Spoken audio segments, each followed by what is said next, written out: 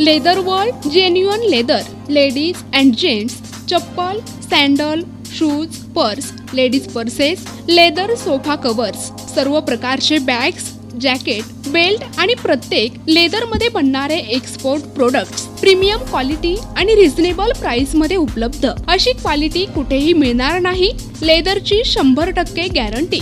पत्ता Ahmednagar, bungalow number 4, BSNL office पाठीमागे, hotel अशोकाजवळ, अहमदनगर.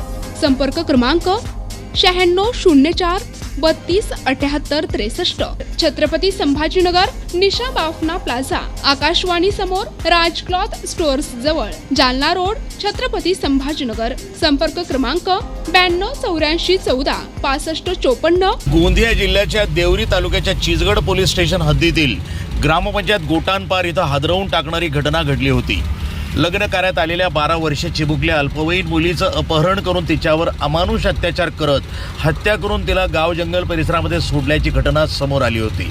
या घटनेमुळे देवरी तालुक्यासह अवघा गोंदिया जिल्हा हादरलाय. आरोपीला लवकरात लवकर पकडून फाशीची शिक्षा द्यावी ही मागणी घेऊन साथी देवरी तालुक्यातील बिरसा ब्रिगेडसह अनेक संघटना समोर आल्या आहेत. या घटनेचा निषेध मोर्चा काढून संबंधित विभागाला निवेदन देण्यात आलं. या मोर्चामध्ये शेकडोच्या संख्येनं महिला आणि पुरुष उपस्थित होते. ह्या मानव जातीच्या हितासाठी आम्ही ह्या ठिकाणी आपल्या दारापर्यंत आलेलो आहोत. माननीय उपविभागीय अधिकारी मॅडम ह्या ठिकाणी नाही आहेत. आमची अशी इच्छा आहे की कुणाची मुलगी असो, कुणाची बहीण असो, कुणाची माता असो, ती कोणत्याही जातीची, कोणत्याही धर्माची, कोणत्याही वंशाची असो, पण वर्ग 6वीच्या मुलीही समजा सुरक्षित नसेल तर आम्ही शासकीय प्रयत्न आहे. हा एक झालेला अत्याचार महिलावरच नाही, सर्व आपल्या जननीवर झालेला अत्याचार आहे.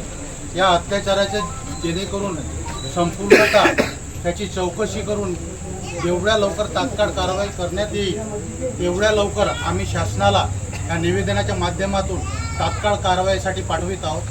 एवढी मी या प्रशासनाच्या वतीने ग्वाही देतो.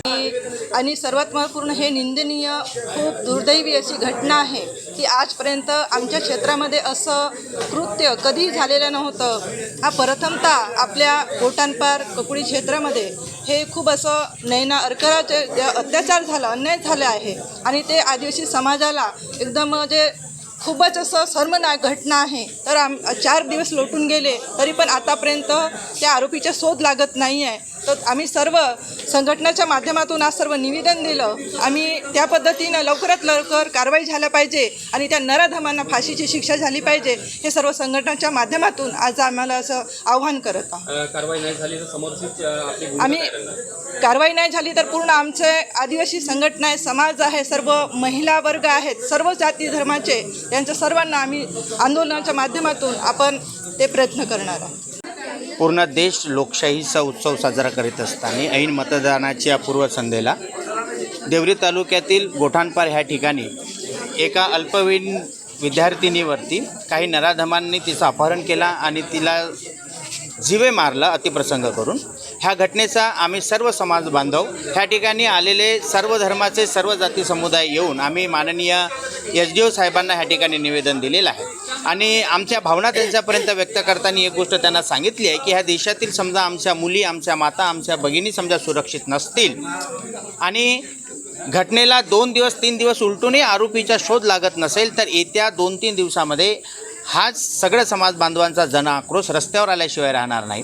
आणि जर हे शांततामय जे आज चेहऱ्यावर दिसत आहे हे अशीच राहावी असं प्रशासनाला वाटत असेल तर त्यांनी आरोपीला शोधून त्याला तात्काळ अटक करावी आणि त्याला फाशीची शिक्षा द्यावी असं आमच्या सगळ्या समाज बांधवांचं मत आहे.